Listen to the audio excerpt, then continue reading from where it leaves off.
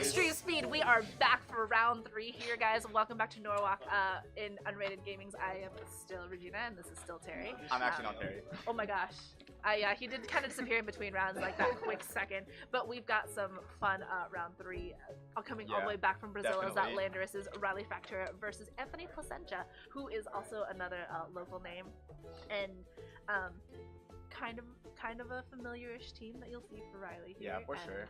And a kind of fun, almost 2017-ish team that you'll have for Anthony.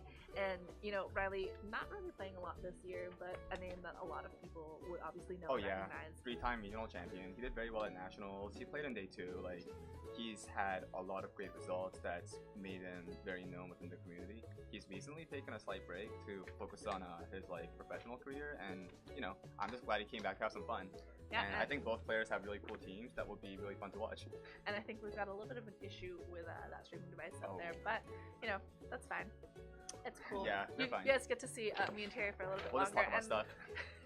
We'll talk about this team because the minute that I saw it, I was like, huh, I'm pretty sure something like this just won a pretty big international today, which actually was really funny. Riley and I were driving up today, and he was telling me his team, and I was like, that almost sounds like Carson's team, except you're missing the important Pokemon on there. So, the Mega if you haven't guessed it, it is a Rainbow team, which I think after today we'll be seeing a lot more of. But I also think on Anthony's side, we've seen kind of one of those fun Pokemon that is an answer to all sorts of Intimidators, and we will be getting their teams up on screen right now. On your left side is Anthony's team with the Kartana, Alola Marowak, Landorus there, Tapu Fini, Braviary, and Kangaskhan.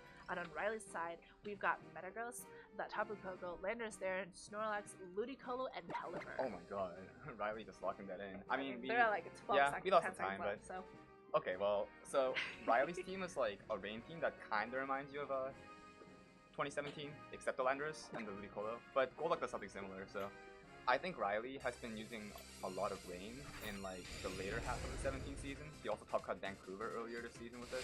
I think he's a very proficient rain player, and it makes sense that after a long break, that's the archetype he uses to come back.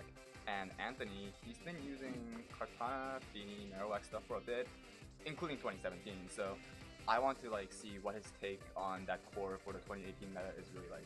I mean, things interesting because like Kartana isn't a Pokemon that you would see a lot of use for. I think in the beginning we all thought it was going to be kind of a contender, but it's so weaker than some other Pokemon that's out there in the meta.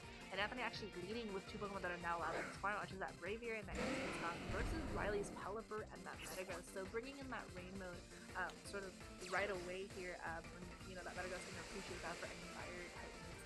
And no sort of Intimidators from Riley's side going to be activating that Defiant on Braviary. Well, both players led with a bird and their Mega Evolution. And, you know, like it's kind of funny because it's like a coincidence, but I think this really means that both of them are trying to get that Mega Evolution out of the way so that they can start hitting hard as fast as possible. And I mean, you've also got like that speed control on Anthony's side, and you've got that big up pressure because of that Kangaskhan. Maybe trying to break a sash that Pelipper are commonly known to have. But like you said, these Mega Evolutions on the field right now, as both Riley and Anthony go for that Mega Kangaskhan and that Metagross right away. Mega Kangaskhan getting a parental bond, going to be able to get those 2 hits in, which can kind of make or break the a Pokemon fainting as that fake out goes into Pelipper, gets into a little bit 75% health left on there. That Metagross Iron heading into the Kangaskhan slot gets it into the halfway range as Braviary is free to use Tailwind, giving that speed control to Anthony's side of the field. There we go. Oh, but this fake out has given a positional advantage to Anthony at the cost of his Mega Evolution health values, but I think that was something that kind of played out itself. With the leads, I think that was like the play to make for both sides. So I'm not really surprised by this play, but I think from next turn onwards, we're going to see some major deviation as to how they... Yeah, here it is. Anthony with a switch. Yeah, and bringing that Alola Marowak, you know, not a Pokemon that I've been seeing a lot of in this format, and you know, just in general actually. But the Metagross on Riley's side be protecting itself, and also that Pelipper, so gonna burn that turn of Tailwind. Ooh, say that 5 times fast. As Braviary goes for Brave Bird into the Pelipper slot, gotta want to get rid of that rain mode as soon as possible on Riley's side, so any like you know Ludicolo in the back, or even like this Metagross can't benefit from that rain anymore. Yeah, Marowak's not like what it used to be, where it was like one of the best fire types in the format. But, I think here, the fact that it's a hard-hitting ghost and fire type really threatens the Metagross. Maybe it can live one of Metagross's attacks. Alright, and Riley switching out that Pelipper, going to preserve that rain for later, bringing in the Tapu Koko, bringing up also that electric terrain, but that Alola Marowak also has. Oh. Okay. Not only does it have Lightning Rod, it also has Ally Switch, everybody's favorite and most hated move, as Braviary goes once more for that Brave Bird into the slot where that Pelipper was before. Going to do some good damage onto that Tapu Koko, almost gets it to about half health, and that Iron Head from Metagross going into the Marowak slot. Not going to be doing that much damage on there thanks to that Ally Switch getting that Braviary out of harm's way. Yeah, both players trying to be kind of cute. It's like the Coco switch in was a prediction of the Brave Bird, which, isn't necessarily a hard call to make, but Anthony's Ally Switch was just really, really, really interesting because that's something that you usually do early on and mess with your opponent for the rest of the set. Oh, see, I like to save it for later games and throw them off there. Oh, that's good too. But I mean, it's a good way for him to kind of circumnavigate that damage from that Braviary. Going to keep it around for a little bit longer, and that Tapu Koko not going to want to take another sort of attack from there. Going to protect itself on this turn. Is that Metagross go? No. That's a flying in the scene. Oh man. The Brave Bird is it? Oh. Yeah, so Anthony going for that Z move from like right away on there. Going to be revealing that and going to be showing that Super Sonic Sky Strike. Braviary has pretty high attack, so even without the Defiance, it's still going to do a lot of damage. I think here that resisting Z-move into the Metagross means that Anthony is planning a double into the Metagross. Wow, alright, well so you know what, that Z-move did some good damage on there, but does manage to get the knockout on that Marowak with a Stomping Tantrum, so that Protect gonna keep that Tapu Koko alive for a little bit as the Tailwind finally ends on Anthony's side, and now Riley's kind of taking control of that again, not falling for like that Ally Switch mind game, goes straight for that Stomping Tantrum, and now this Kangaskhan is back on the field, does have the Fake Out pressure once more. I'm really scared for Anthony in terms of the position that he's in right now, because that just revealed a couple of major things. One thing is that his Marowak is below 90 speed, so that after Tailwind it does not outspeed Mega Metagross. And the other one is that without the Lightning Rod, now Coco can do whatever it wants, and I'm not sure if either Pokemon that Anthony has right now wants to take it. Coco in Rain with a Braviary on the field, I mean, potential Thunder, with Rain, it's pretty expected, right? So yeah. This is kind of tough for Anthony. He'll have to make a really, really, really close call, or, well, end up with worse traits than that, and it's just a really hard spot to be in.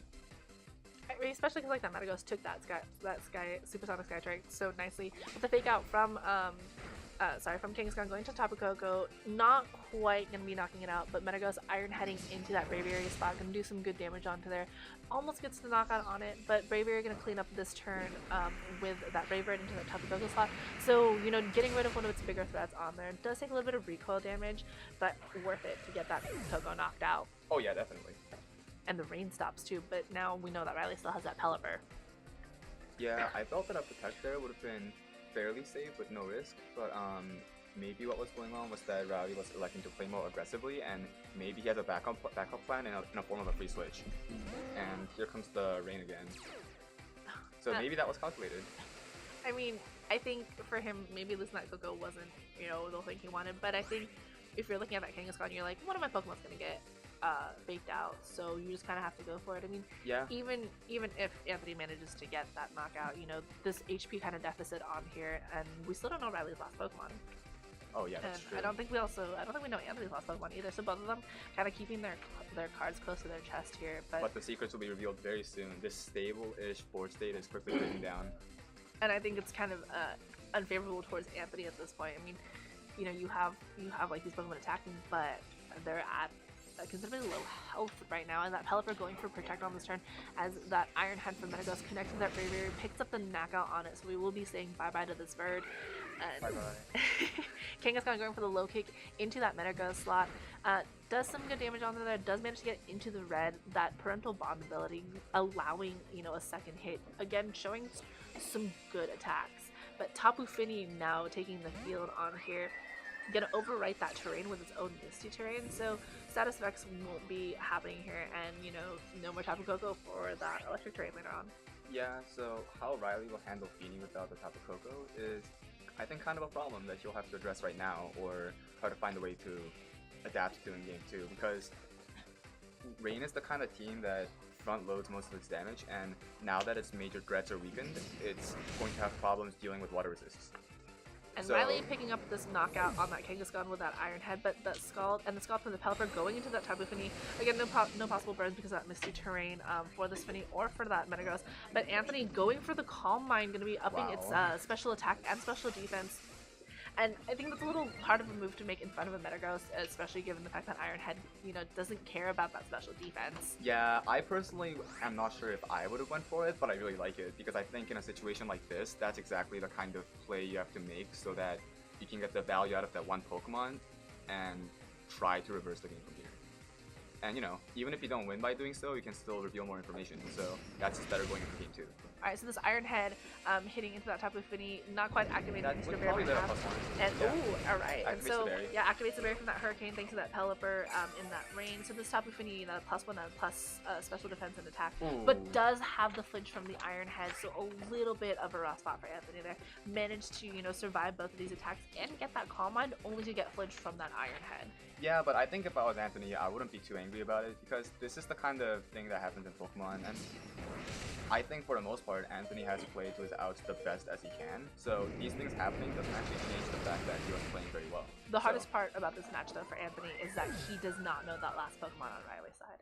Yeah, that's going to make his game 2 adaptation slightly more chaotic because he'll have less information to base off the game plan. Maybe it's possible to make a prediction based on the way he played, but I think that's going to be something that is kind of hard to say because Rain is a very modular archetype. So people can bring Rain and not bring Rain as a mind game too. So that extra layer in team preview is going to be kind of difficult to navigate through. And I think, Anthony, like you said, he did play to his outs. I think the Pokemon that he did bring in there, there's a there is a consideration of maybe what could he have done better.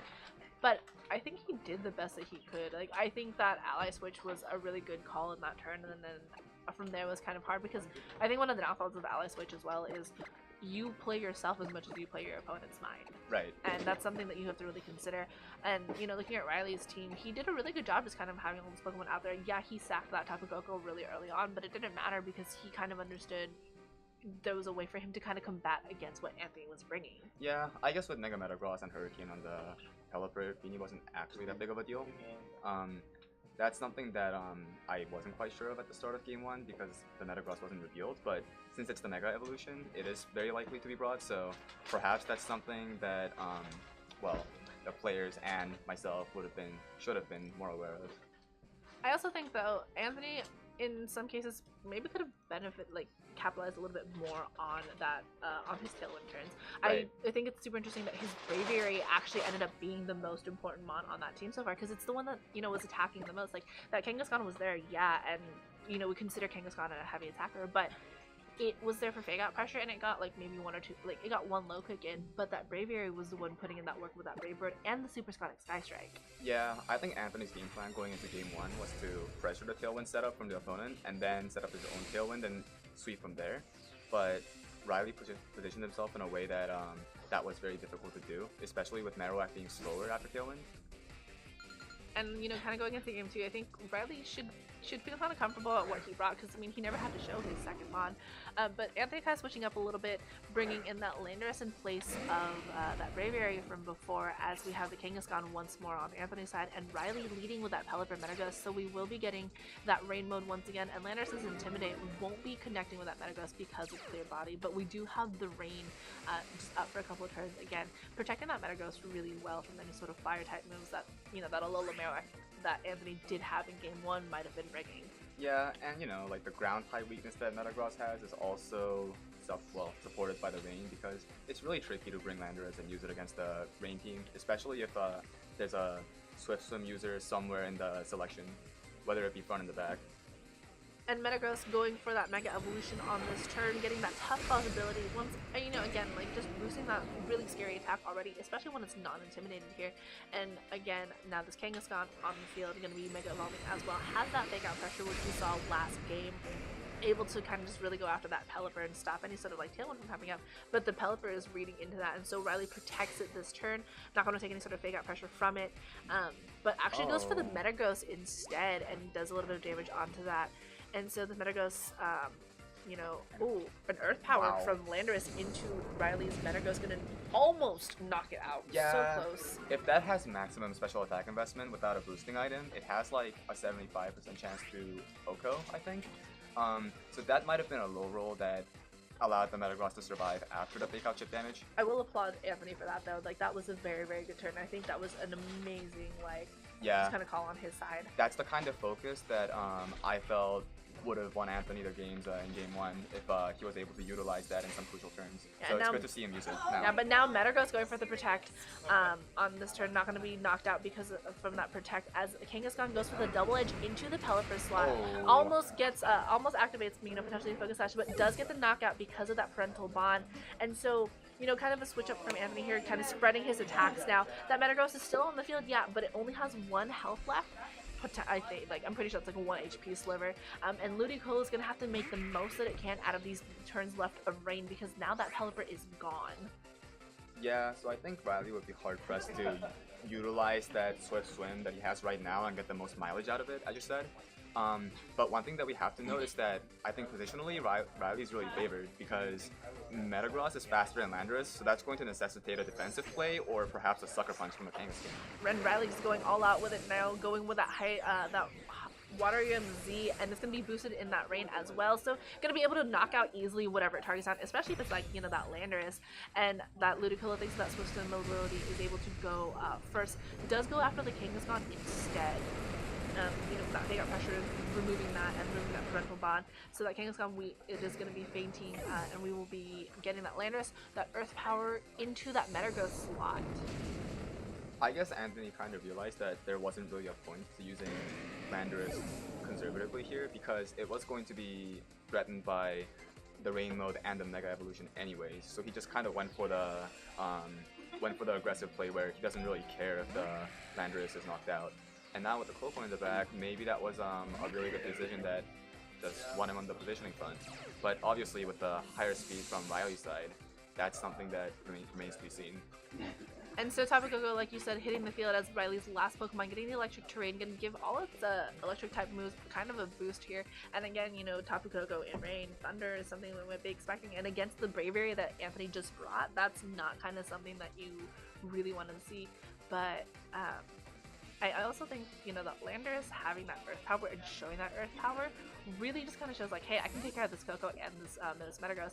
But Anthony switching out his Braviary for that Alola Marowak as Hydro Pump from Ludicolo does connect into the lair into the slot, easily picks up that knockout because of one, that's a scary attack, and also, you're in the Rain, that's going to knock out that Landorus. But Thunder from Tapu Koko, Anthony reading that and getting the Lightning Rod special attack boost because of it. Yeah, having Marowak and Landorus versus Rain seems very counterintuitive, but I think Anthony has planned this out in a way that he only reveals those water-weak, ground-immune Pokemon when he has to, and I think by doing that, he has allowed himself to, well, essentially win after dealing with Ludicolo. It's kind of cool though. I think Anthony, kind of teasing out that Braviary and kind of forcing Riley to like, oh, I'm going to click Thunder here as he goes for a double protect, going to want to burn another turn of Rain on there and want to get sort of like that speed control against that Ludicolo. Because of that protect, Ice Beam not connecting to that Braviary and the the Dazzling Gleam from Tapu Koko also not going to connect in there, kind of maybe covering for any sort of potential ally switch as well. Oh yeah. Ally switch, once it's been there, it just continually messes with your mind. So the way Anthony used it in game 1 was almost out of necessity, but that wasn't a big deal because for him, I think not keeping that a secret actually made the mind games better for him. Alright, and so ally switch for Marowak going to be using it this turn. That Tapu Koko go for the Dazzling Gleam, so again, ignoring that ally switch because it is a spread move, does some good damage onto both these Pokemon. Now, Riley, if he goes for the Ice Beam again, he goes for Hydro Pump instead, but Braviary avoids the attack, and this, the Super Scodic Sky Strike now from Anthony, going to be connecting onto one of Riley's Pokemon, and going to do some really, I think, if he goes for that Ludicolo, should be able to pick up a knockout onto it. Yes, definitely. Especially because the Z move was revealed. It wasn't like Sash where it would be able to survive at 1 HP. So I think with this, there is no more threat to the Marowak, and Marowak should be able to knock out the Pokemon in the game. Bye, Ludicolo. Bye-bye. Yeah, and even though we talked about Anthony, oh yeah, not using ally switch this turn was a good thing. this is one of those instances where you can argue about how bad that move might be, but when you use it correctly and when you can use it in a way against your opponent like that, it's a move that I think kind of deserves kind of a spot of like why people like to use it. It's not just to be rude, like to be a jerk. It's actually a pretty decent move because there's a lot of thought in when you use it. Like again, it's not just to mess up your opponent, it also messes you up sometimes. Yeah, like that play that we saw in Latin America where Alberto made a really, really great read. Oh man, those are hard reads sometimes too though, because like that's always really stressful. But this Tapu Koko against Riley's Tapu Koko against both of Anthony's Marowak and his Berry with this Marowak, which by the way has that boost from that Thunder a couple turns earlier. It's kind of really difficult because I don't think Riley has really a way to touch either of these Pokemon. He can't go for another electric attack because that Marowak is still there. Goes for the Volt Switch. I think maybe forgetting about Lightning Rod. I'm not quite sure. Maybe Riley's just play this turn out to get information. Like maybe damage fair. On the Brave Bird. Even if it's resisting damage, maybe he just wants to know for sure. Fair. I mean, if it was me, I would kind of forget that there was a Lightning Rod on there, to be perfectly honest. But Flare Blitz now going to be going to that Tapu Koko. Gonna pick up this knockout. Yeah, easily. Yeah. With a thick bone.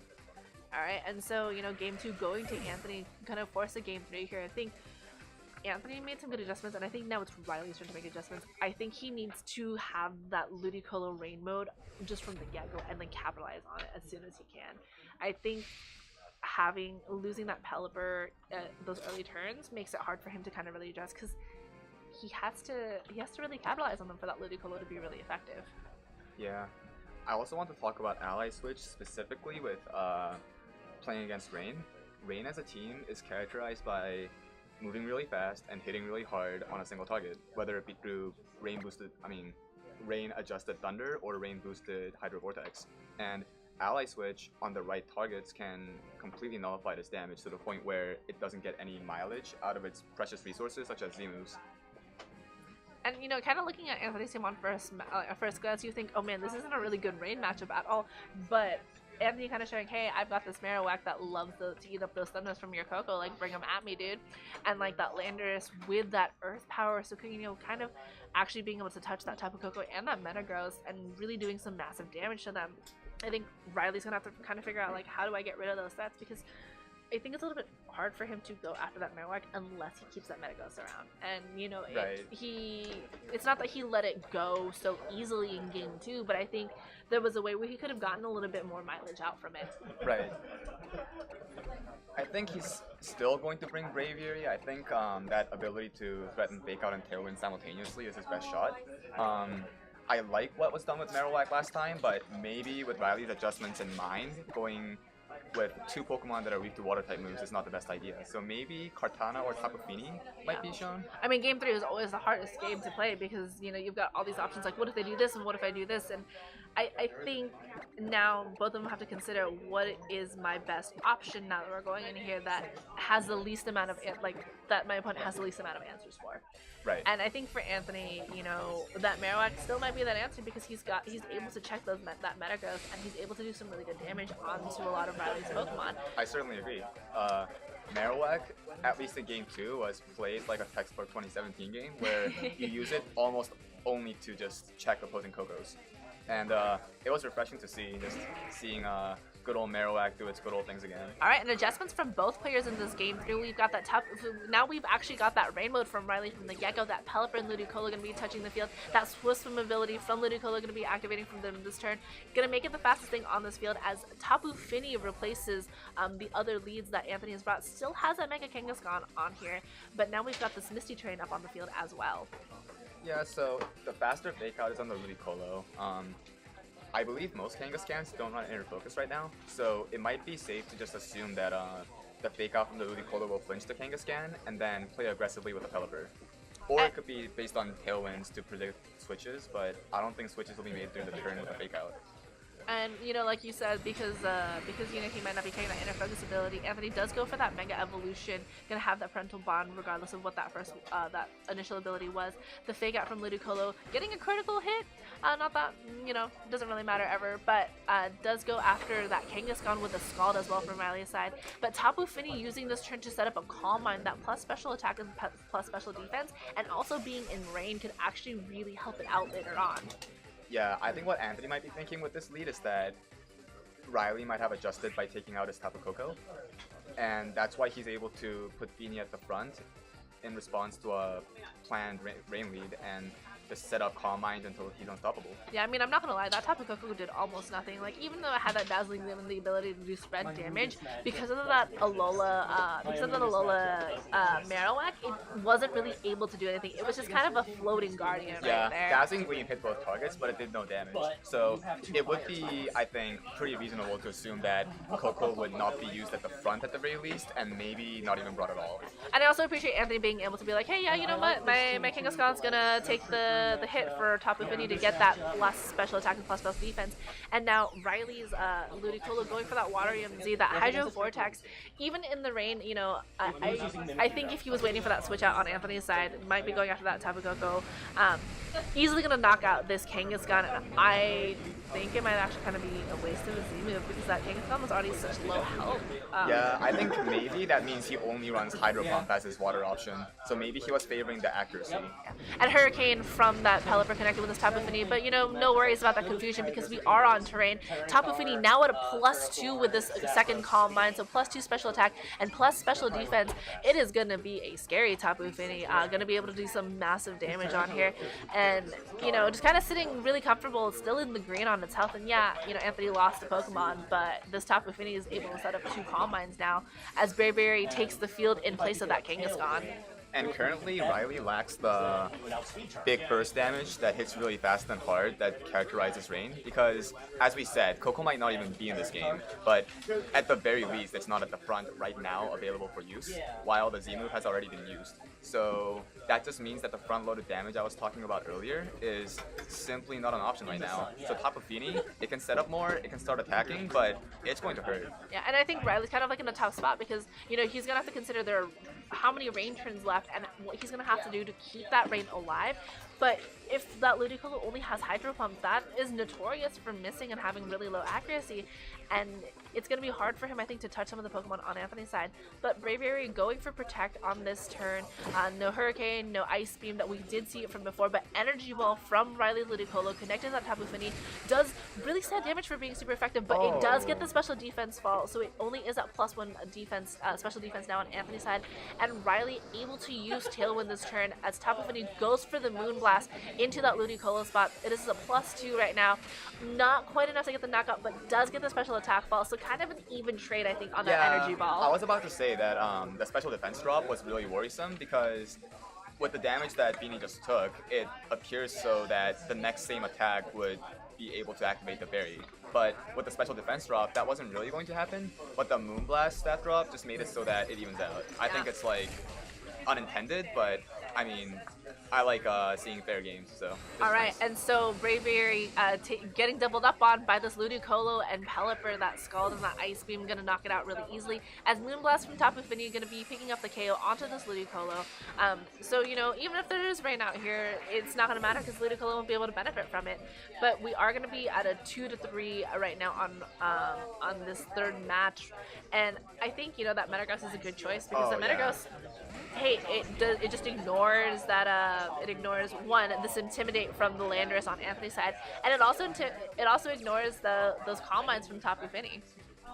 I think from game 2, turn 1, we saw Metagross get flinched from a fake out, and Landorus was on the same turn, and Landorus moved after Metagross flinched. So this means that right now, without any switching opportunities, Anthony's Landorus is in a really tough spot, but his Beanie is in a weird place too, because if Metagross Iron Heads here, it has a reasonable shot at getting a KO on the Beanie.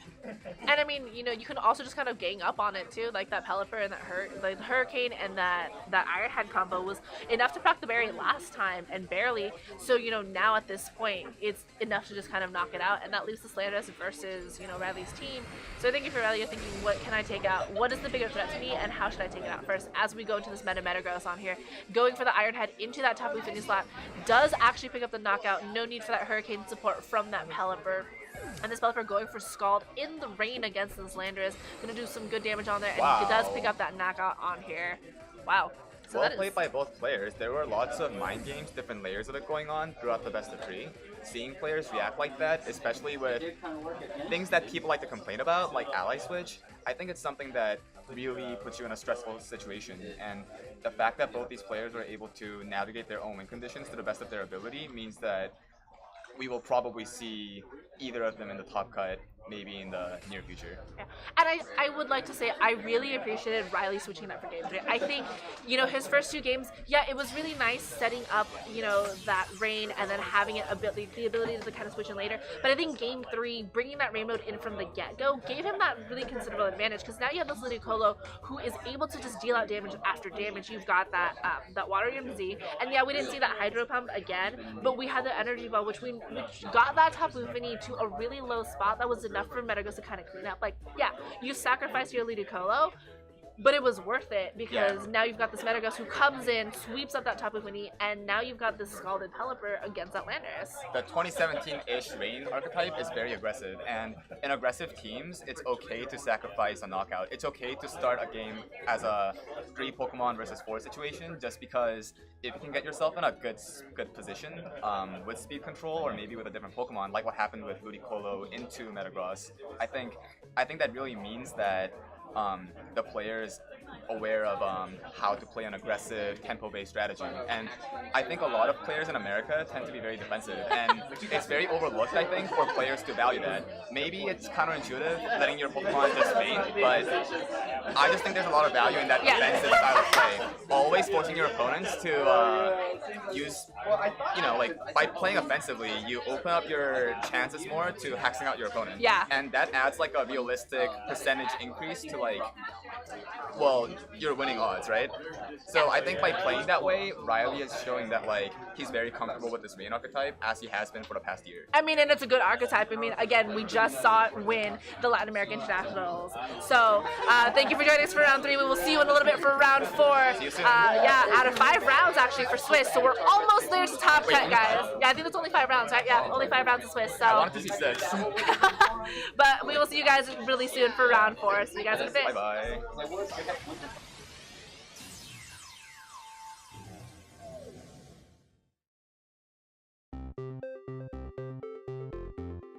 My first Pokemon game was Pokemon Red. I was really young. I couldn't even finish it on myself. I had to ask help for beating the first gym.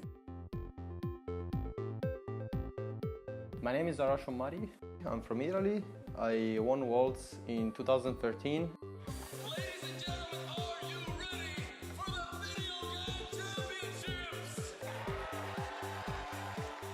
One day I randomly saw the videos of 2011 finals, and that's where I got interested into VGC. There was an Italian in World's finals, and I thought that was pretty cool.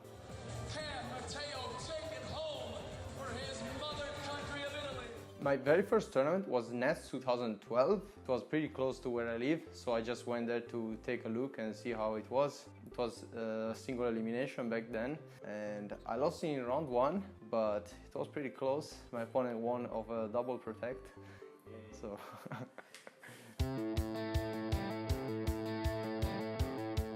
Before going to World Championships, everyone that has been there before always told me how amazing it is and it's a great time. I decided that I was going to work really hard that year and I was going to take the season very seriously. I topped 16, 2 nets, and then I finished 17th in Europe. I went to Worlds without a paid invite. My mentality when I went there was mainly excited about being there, trying to play against the best players in the world. My goal was to top cut Worlds, but it's not like I was going to be disappointed if I didn't. That was my main goal for Worlds.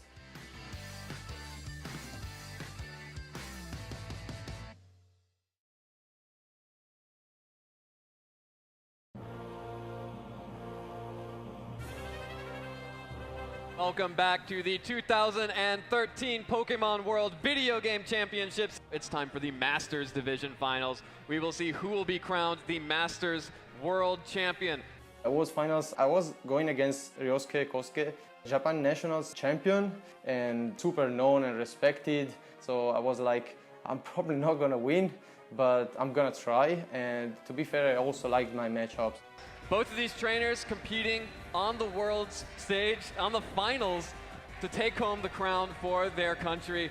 I went in with a very humble mentality into that set, but at the same time, I could have been the first European ever to take the title. That obviously was a lot of pressure. Precarious, and yes, the paralysis tornadus is fully paralyzed and won't be able to move this turn, but Amoonguss does get the score off, and Heatran goes right back to sleep. A brilliant play there by Arash. I'm not saying I was unconfident, but at the same time, I think that my opponent was so much better than me that during the actual set, I just tried to concentrate on the plays. That last little bit of damage is going to KO the Cresselia, and Arash Omati is our first Italian world champion here at the 2013 Pokemon World Video Game Championships. Congratulations, Amati. It was so strange to me to win world championships that I think at the moment I really didn't realize what was going on. It kept feeling super weird. How are you planning to celebrate now that you're world champion? I don't know. I really worked, practiced, team built super hard in 13. But on the other hand, I also wasn't expecting that. Especially when it's your first world championship, you didn't came in with any expectations.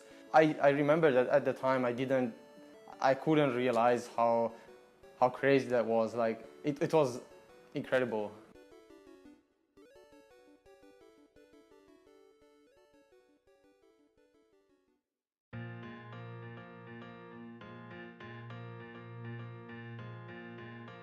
After winning Worlds the first time, the only thing I cared about was winning it a second time. I had to realize that it's very different to play Pokemon after you win the World Championships because you're no longer the underdog. It feels different. You set up for yourself super high expectations which you didn't have before. In 2014, when I just topped 32 nets, I would be really disappointed.